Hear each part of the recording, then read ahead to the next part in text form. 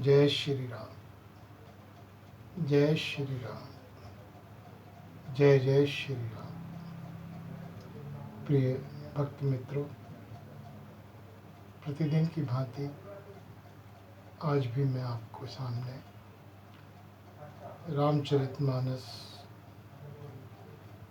गोस्वामी तुलसीदास जी महाराज द्वारा रचित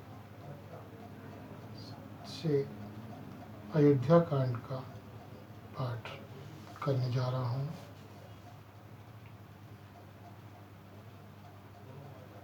कल जो मैंने पाठ किया उसका संक्षिप्त वर्णन मैं देना चाहता हूँ।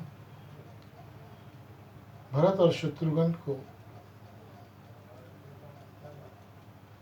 गुरु वशिष्ठ तथा अन्य सभी लोग समझा रहे हैं कि महाराज की जो इच्छा थी उसी के अनुरूप आप कार्य कीजिए।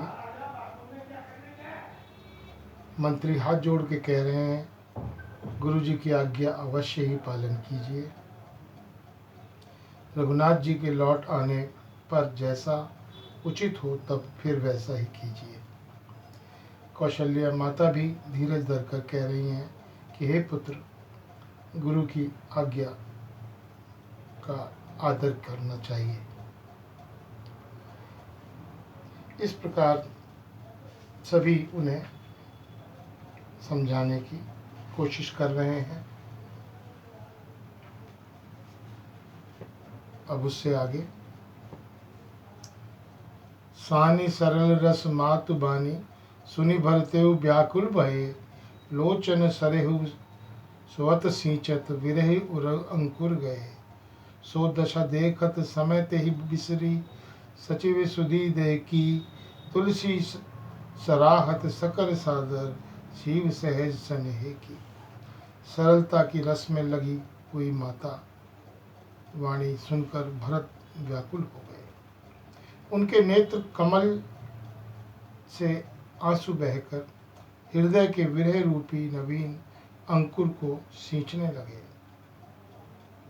उनकी यह दशा देखकर उस समय सबको अपने शरीर की सुध भूल गई। तुलसीदास जी कहते हैं, स्वाभाविक प्रेम की सीमा भरत जी की सब लोग आदरपूर्वक सराहना करने लगे। धैर्य की धुरी को धारण करने वाले भरत जी धीरज धरकर कमल के समान हाथों को जोड़कर वचनों को मानो अमृत में डुबोकर उचित उत्तर देने लगे। मोहि उपदेश दीन गुरु कीना, प्रजा सचिव समंत सभी का। मातु उचरी धरी आयुष दीना, अवश्य शीस धरी चाहूं किन्हीं का। गुरु जी ने मुझे सुंदर उपदेश दिया, फिर प्रजा मंत्री आदि सभी को यही सम्मत है।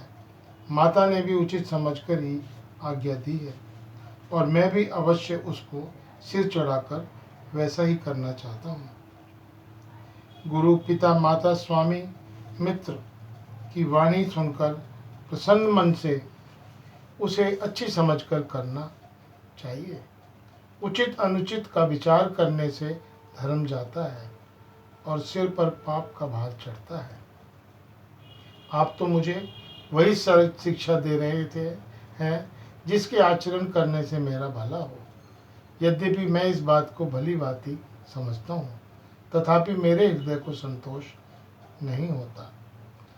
अब आप लोग मेरी विनती सुन लीजिए और मेरी योग्यता के अनुसार मुझे शिक्षा दीजिए। मैं उत्तर दे रहा हूँ, यह अपराध क्षमा कीजिए। साधु पुरुष दुखी मनुष्य के दोष गुणों को नहीं गिनते। पिताजी स्वर्ग में हैं, सीता जी व राम जी वन में हैं और मुझे आप राज्य करने के लिए कह रहे हैं। इसमें आप मेरा कल्याण समझते हैं या अपना कोई बड़ा काम होने की आज्ञा रखते हैं। मेरा कल्याण तो सीतापति श्री राम जी के चाकरी में है, सो उसे माता की कुटिलता के कारण छीन लिया। मैंने अपने मन में अनुमान करके देख लिया कि दूसरे किसी उपाय से मेरा कल्याण नहीं है। यह शोक का समुदाय राज्य लक्ष्मण श्री रामचंद्र जी और सीता जी के चरणों के देखे बिना किस गिनती में है, इसका क्या मूल्य है। जैसे कपड़ों के बिना गहनों का बोझ व्यर्थ है, वैराग्य के बिना ब्रह्मचार्य व्यर्थ है। रोगी शरीर के लिए नाना प्रकार के भोग व्यर्थ हैं। श्री हरि की भक्ति के बिना जप और योग व्यर्थ है। जीव के बिना सुंदर देह व्यर्थ है। वैसे ही रघुनाथ जी के बिना मेरा सब कुछ व्यर्थ है। जाऊं राम पहीं आयुष देखी, एक ही आंख मोर हित बने। मोई नृप करी भल आपन चाहू, सोई सने जड़ता बस काहू। मुझे आज्ञा दीजिए, मैं श्री रामचंद्र जी के पास जाऊं। एक ही आंख अर्थात निश्चय पूर्वक मेरा हित इसी में है, और मुझे राजा बनाकर आप अपना भला चाहते हैं। यह भी आप स्नेह की जड़ता मोह के वश में होकर कह रहे हैं। केकई के पुत्र कुटिल बुद्धि राम विमुख और निर्लज मुझसे अधम के राज्य से आप मोह के वश होकर ही सुख चाहते हैं। मैं सत्य कहता हूँ कि आप सब सुनकर विश्वास करें। धर्मशील को ही राजा होना चाहिए।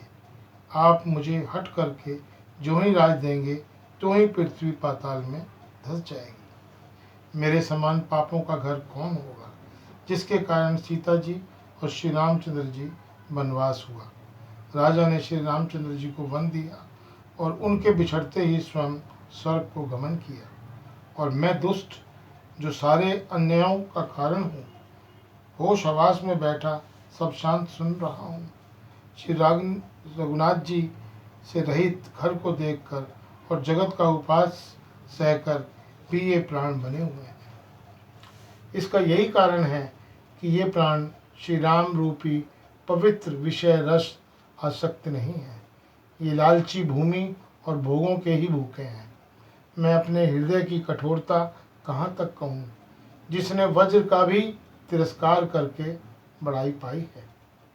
कारण से कार्य कठिन होता है, इसमें मेरा दोष नहीं। हड्डी से वज्र और पत्थर से लोहा भयानक और कठोर होता है। केकई से उत्पन्न देह में प्रेम करने वाले ये पामर प्राण भरपेट पूरी तरह से अभागे हैं। जब प्रिय की वियोग में भी मुझे प्राण प्रिय लग रहे हैं, तब अभी आगे मैं और भी बहुत कुछ देखूंगा और सुनूंगा।